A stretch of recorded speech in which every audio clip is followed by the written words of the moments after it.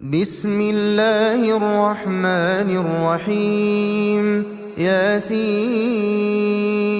والقرآن الحكيم إنك لمن المرسلين على صراط مستقيم تنزيل العزيز الرحيم لتنذر قوما ما أنذر آباؤهم فهم غافلون لقد حق القول على أكثرهم فهم لا يؤمنون إنا جعلنا في أعناقهم أغلالا فهي إلى الأذقان فهم مقمحون وجعلنا من بين أيديهم سدا ومن خلفهم سدا فأغشيناهم فهم لا يبصرون وسواء عليهم أأنذرتهم أم لم تنذرهم لا يؤمنون إنما تنذر من اتبع الذكر وخشي الرحمن بالغيب فبشره بمغفرة وأجر كريم إنا نحن نحيي الموتى ونكتب ما قدموا وآثارهم وكل شيء أحصيناه في إمام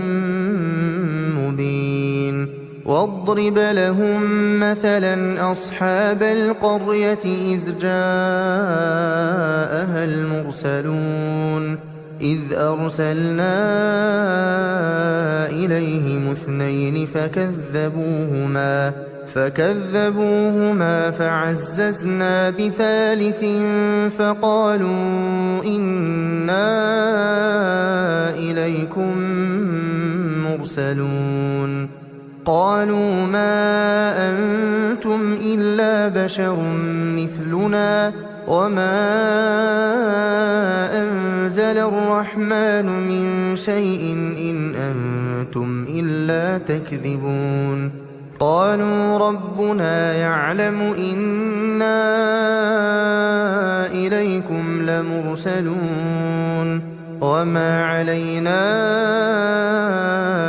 إلا البلاغ المبين قالوا إنا تطيرنا بكم لئن لم تنتهوا لنرجمنكم وليمسنكم منا عذاب أليم قالوا طائركم معكم أئن ذكرتم بل أنتم قوم مسرفون وجاء من أقصى المدينة رجل يسعى قال يا قوم اتبعوا المرسلين اتبعوا من لا يسألكم أجرا وهم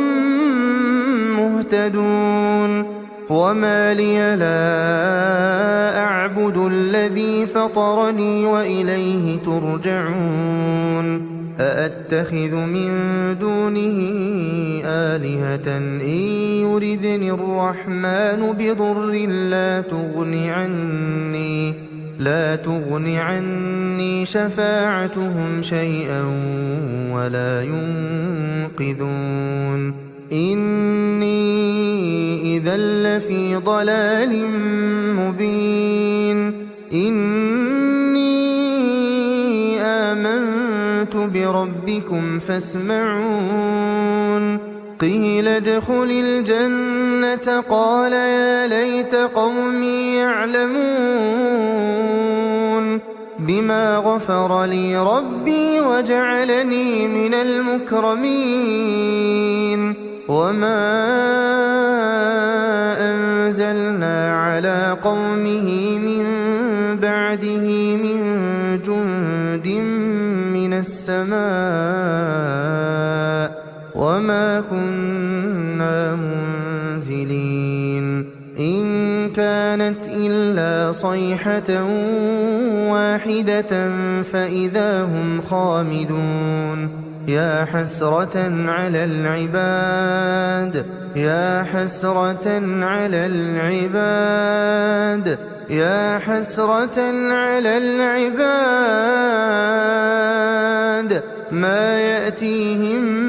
من رسول إلا كانوا به يستهزئون ألم يروا كم أهلكنا قبلهم من القرون أنهم إليهم لا يرجعون وإن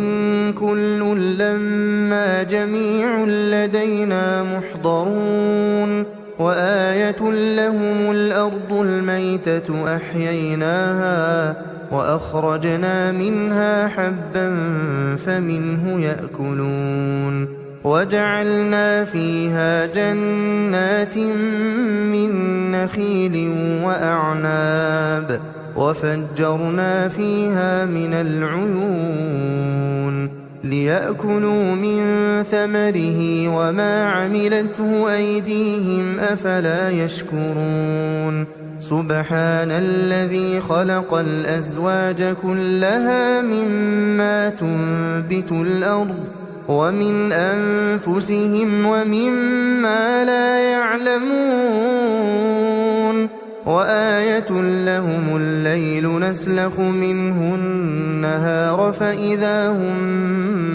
مظلمون والشمس تجري لمستقر لها ذلك تقدير العزيز العليم والقمر قدرناه منازل حتى عاد كالعرجون القديم لا الشمس ينبغي لها أن تدرك القمر ولا الليل سابق النهار وكل في فلك يسبحون وآية لهم أنا حملنا ذريتهم في الفلك المشحون وخلقنا لهم من مثله ما يركبون وإن نشأ نغرقهم فلا صريخ لهم ولا هم ينقذون إلا رحمة منا ومتاعا إلى حين وإذا قيل لهم اتقوا ما بين أيديكم وما خلفكم لعلكم ترحمون وما تأتيهم من آية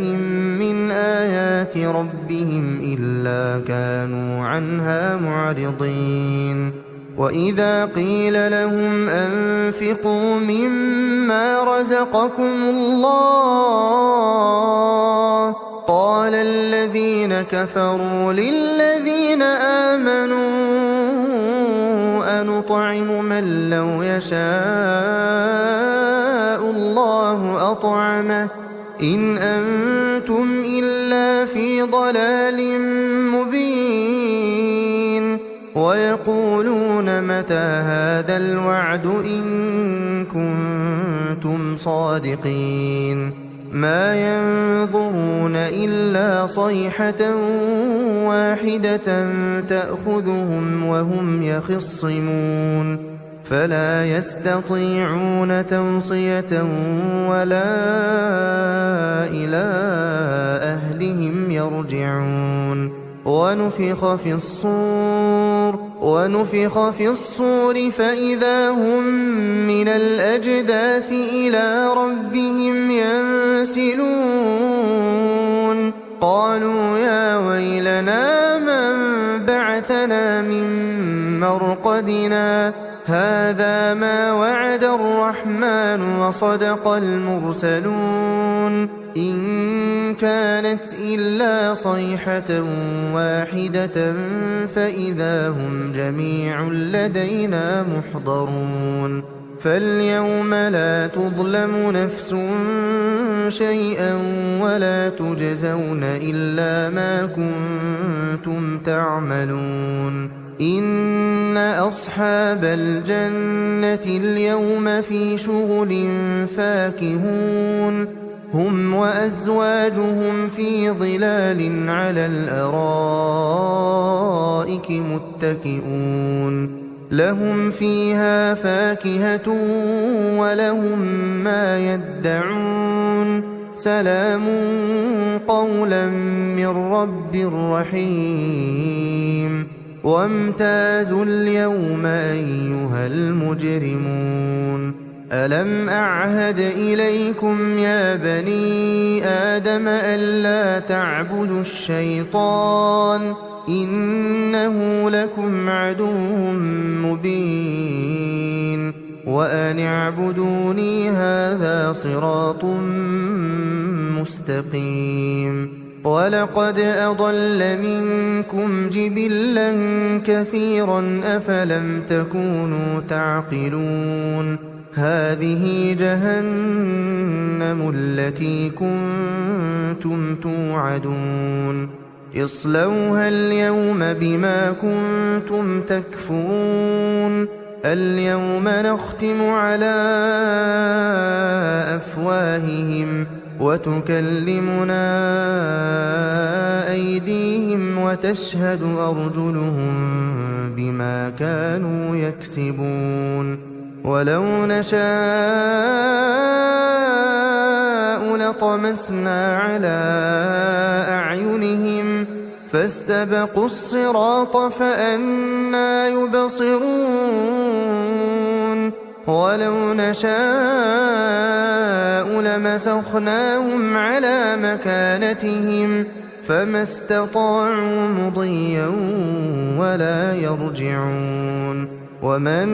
نعمره ننكسه في الخلق أفلا يعقلون وما علمناه الشعر وما ينبغي له إن هو إلا ذكر وقرآن مبين لينذر من كان حيا ويحق القول على الكافرين أولم يروا أنا خلقنا لهم مما عملت أيدينا أنعاما فهم لها مالكون وذللناها لهم فمنها ركوبهم ومنها يأكلون ولهم فيها منافع ومشارب أفلا يشكرون واتخذوا من دون الله آلهة لعلهم ينصرون لا يستطيعون نصرهم وهم لهم جند محضرون فلا يحزنك قولهم إنا نعلم ما يسرون وما يعلنون أولم ير الإنسان أنا خلقناه من نطفة فإذا هو خصيم مبين وضرب لنا مثلا ونسي خلقه قال من يحيي العظام وهي رميم قل يحييها الذي أنشأها أول مرة وهو بكل خلق عليم الذي جعل لكم من الشجر الأخضر نارا فإذا أنتم منه توقدون أوليس الذي خلق السماوات والأرض بقادر على أن يخلق مثلهم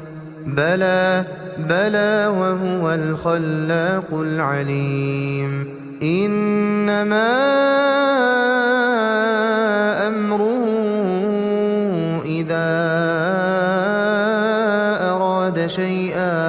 إذا أراد شيئا أن يقول له كن فيكون فسبحان الذي بيده ملكوت كل شيء وإليه ترجعون. بسم الله الرحمن الرحيم الرحمن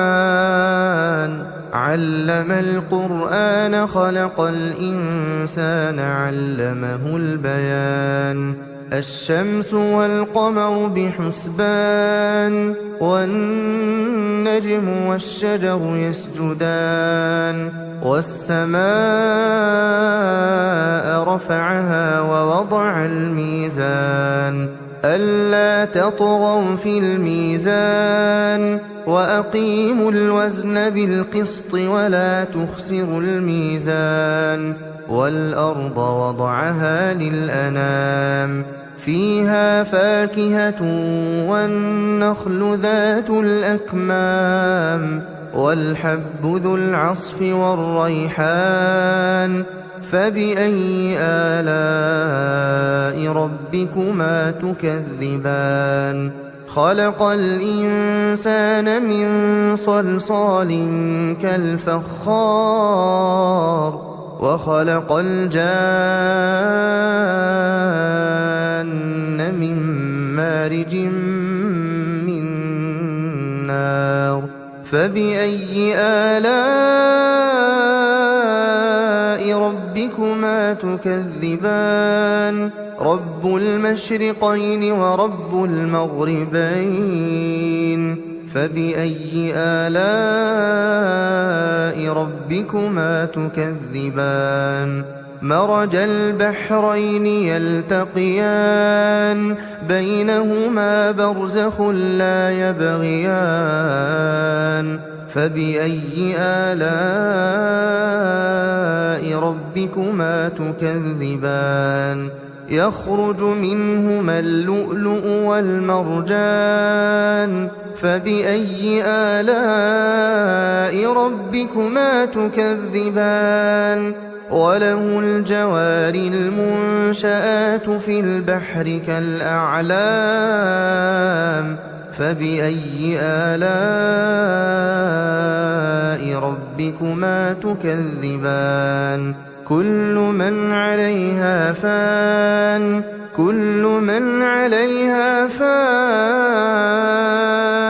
ويبقى وجه ربك ذو الجلال والإكرام فبأي آلاء ربكما تكذبان يسأله من في السماوات والأرض كل يوم هو في شأن فبأي آلاء ربكما تكذبان سنفرغ لكم أيها الثقلان فبأي آلاء ربكما تكذبان يا معشر الجن والإنس إن استطعتم أن تنفذوا من أقطار السماوات والأرض فانفذوا لا تنفذون إلا بسلطان فبأي آلاء ربكما تكذبان يرسل عليكما شواظ من نار ونحاس فلا تنتصران فبأي آلاء ربكما تكذبان فإذا انشقت السماء فكانت وردة كالدهان فبأي آلاء ربكما تكذبان فيومئذ لا يسأل عن ذنبه إنس ولا جان فبأي آلاء ربكما تكذبان يعرف المجرمون بسيماهم فيؤخذ بالنواصي والأقدام فبأي آلاء ربكما تكذبان هذه جهنم التي يكذب بها المجرمون يطوفون بينها وبين حميم آن فبأي آلاء ربكما تكذبان ولمن خاف مقام ربه جنتان فبأي آلاء ربكما تكذبان ذواتا أفنان فبأي آلاء ربكما تكذبان فيهما عينان تجريان فبأي آلاء ربكما تكذبان فيهما من كل فاكهة زوجان فبأي آلاء ربكما تكذبان متكئين على فرش بطائنها من استبرق وجنى الجنتين دان فبأي آلاء ربكما تكذبان فيهن قاصرات الطرف لم يطمثهن إنس قبلهم ولا جان فبأي آلاء ربكما تكذبان كأنهن الياقوت والمرجان فبأي آلاء ربكما تكذبان هل جزاء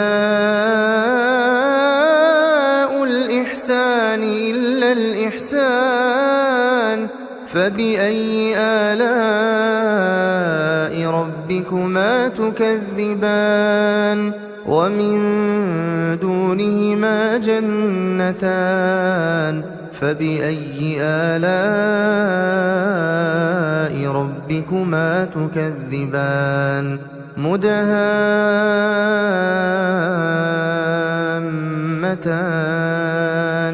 فبأي آلاء ربكما تكذبان فيهما عينان نضاختان فبأي آلاء ربكما تكذبان فيهما فاكهة ونخل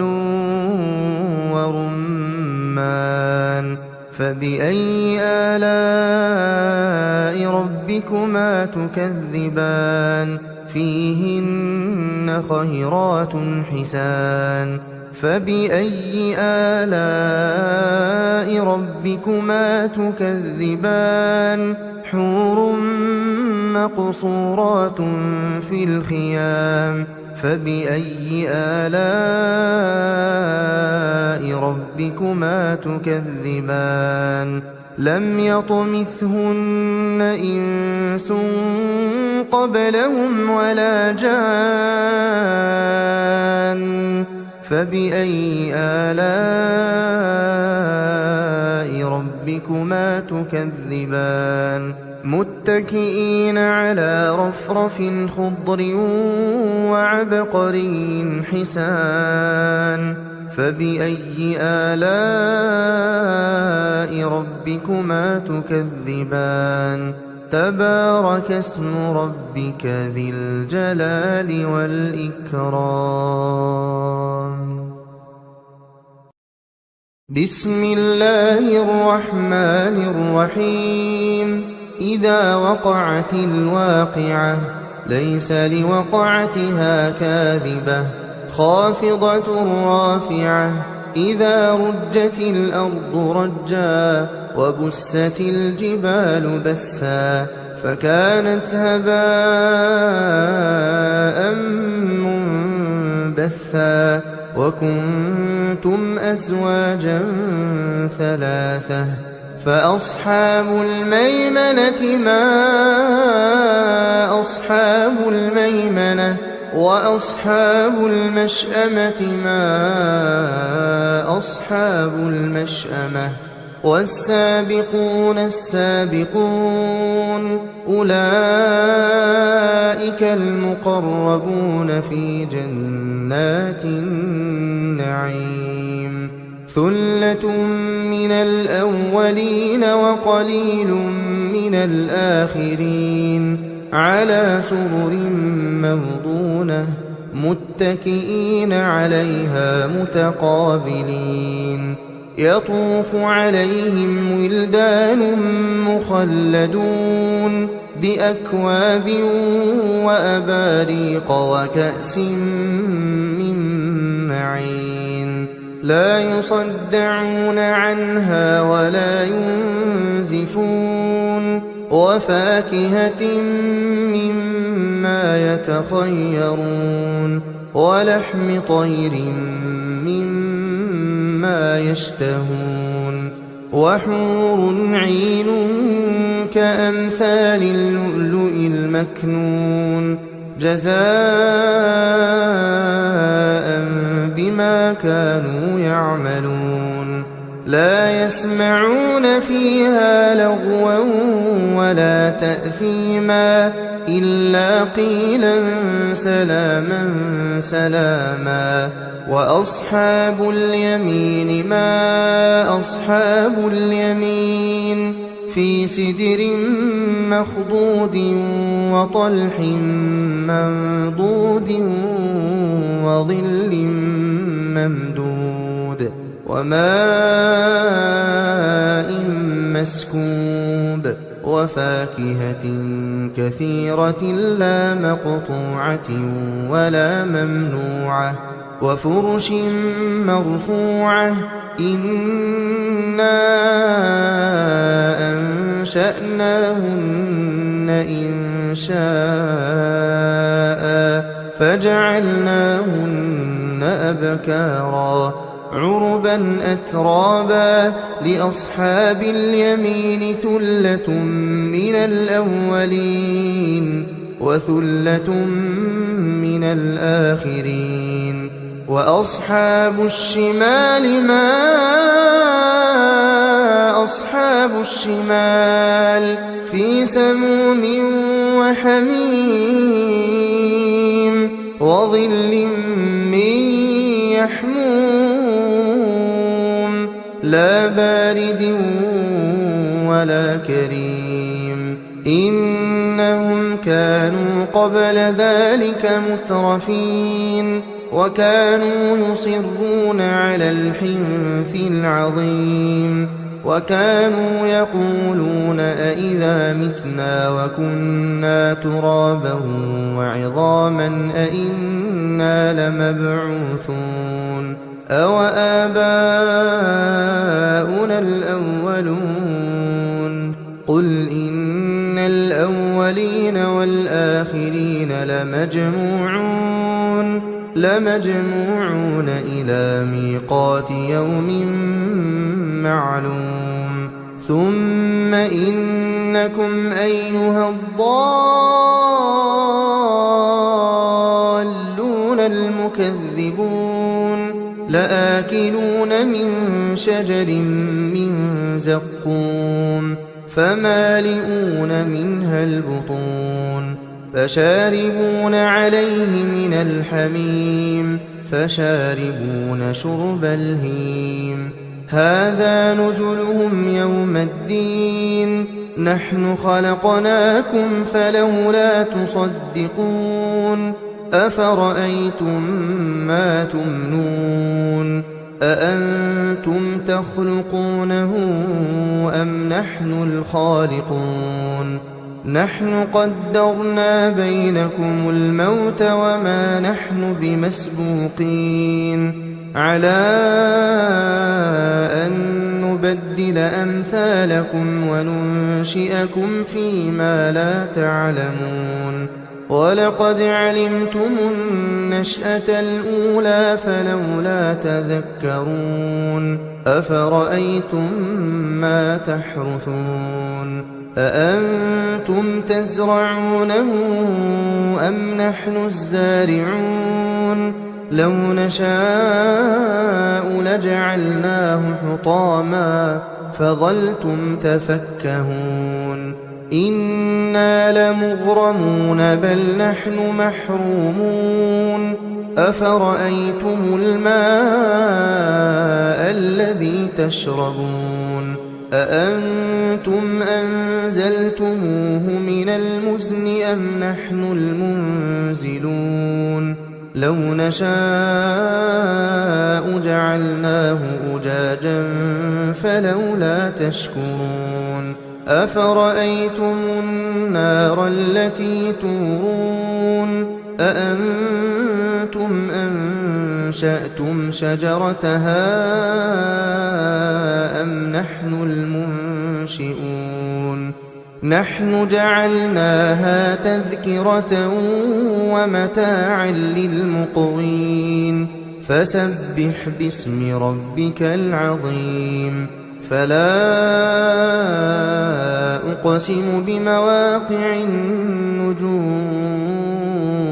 وإنه لقسم لو تعلمون عظيم إنه لقرآن كريم في كتاب مكنون لا يمسه إلا المطهرون تنزيل من رب العالمين أفبهذا الحديث أنتم مدهنون وتجعلون رزقكم أنكم تكذبون فلولا إذا بلغت الحلقوم وأنتم حينئذ تنظرون ونحن أقرب إليه منكم ولكن لا تبصرون فلولا إن كنتم غير مدينين ترجعونها إن كنتم صادقين فأما إن كان من المقربين فروح وريحان وجنة نعيم وأما إن كان من أصحاب اليمين فسلام لك من أصحاب اليمين وأما إن كان من المكذبين الضالين فنزل من حميم وتصلية جحيم إن هذا لهو حق اليقين فسبح باسم ربك العظيم بسم الله الرحمن الرحيم تبارك الذي بيده الملك وهو على كل شيء قدير الذي خلق الموت والحياة ليبلوكم أيكم أحسن عملا وهو العزيز الغفور الذي خلق 7 سماوات طباقا ما ترى في خلق الرحمن من تفاوت فارجع البصر هل ترى من فطور ثم ارجع البصر كرتين ينقلب إليك البصر خاسئا وهو حسير ولقد زينا السماء الدنيا بمصابيح وجعلناها رجوما للشياطين وأعتدنا لهم عذاب السعير وللذين كفروا بربهم عذاب جهنم وبئس المصير إذا ألقوا فيها سمعوا لها شهيقا وهي تفور تكاد تميز من الغيظ كلما ألقي فيها فوج سألهم خزنتها ألم يأتكم نذير قالوا بلى قد جاءنا نذير فكذبنا وقلنا ما نزل الله من شيء إن أنتم إلا في ضلال كبير وقالوا لو كنا نسمع أو نعقل ما كنا في أصحاب السعير فاعترفوا بذنبهم فسحقا لأصحاب السعير إن الذين يخشون ربهم بالغيب لهم مغفرة وأجر كبير وأسروا قولكم أو اجهروا به إنه عليم بذات الصدور ألا يعلم من خلق وهو اللطيف الخبير هو الذي جعل لكم الأرض ذلولا فامشوا في مناكبها وكلوا من رزقه وإليه النشور أأمنتم من في السماء أن يخسف بكم الأرض فإذا هي تمور أم أمنتم من في السماء أن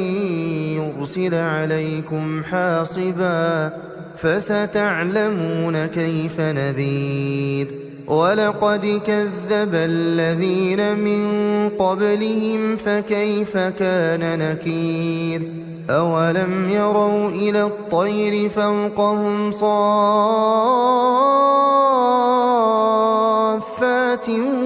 ويقبضن ما يمسكهن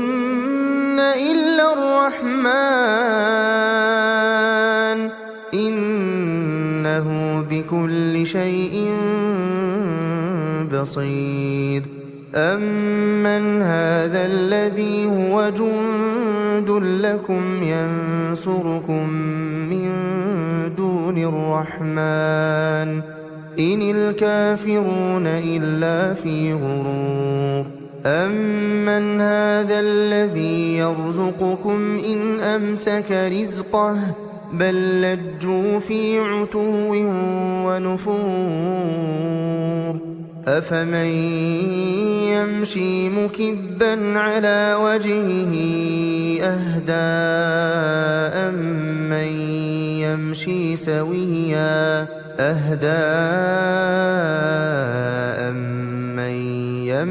سويا على صراط مستقيم قل هو الذي أنشأكم وجعل لكم السمع والأبصار والأفئدة قليلا ما تشكرون قل هو الذي ذرأكم في الأرض وإليه تحشرون ويقولون متى هذا الوعد إن كنتم صادقين قل إنما العلم عند الله وإنما أنا نذير مبين فلما رأوه زلفة سيئت وجوه الذين كفروا وقيل هذا الذي كنتم به تدعون قل أرأيتم إن أهلكني الله ومن معي أو رحمنا فمن